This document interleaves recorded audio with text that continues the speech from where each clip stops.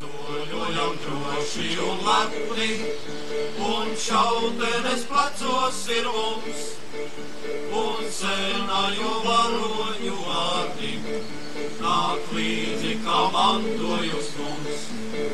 Mēs nāksim drīz Latvijā gaidi, un nesīsim brīvību tev, kas mums mājo, un mēs ejam, un braucam, un steidzam par vēlu, mēs nedrīkstam būt.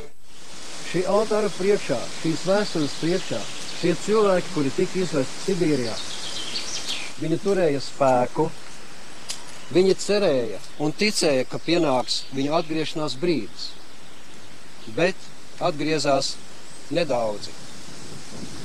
Un, diemžēl, tad šeit vairs nebija tā, kā viņi bija cerējuši un kā bija domāts.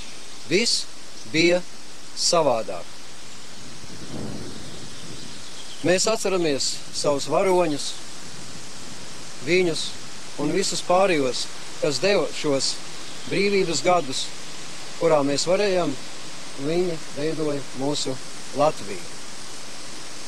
Jā, arī šodien krīt karavīrs par Latvijas drošību. Lūk, brīvības un drošības cena. Vēsture turpinās.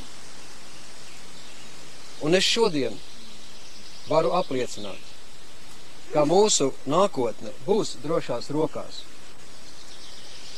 Jo nedēļu iepriekš mani jaunsargi zvana, nāk uz mājām un jautā, kad mēs šeit nāksim. Vai tas nav daudz? Jūs paši, ne diktēti, ne likti. Jūs jautājāt un jūs atnācāt. Paldies jums, jaunsargi! Lai mūsu vēsture ir kā ierocis mūsu prātos, mums un jums. Lai jums prieks censties un mums visiem gods kalpot Latvijai.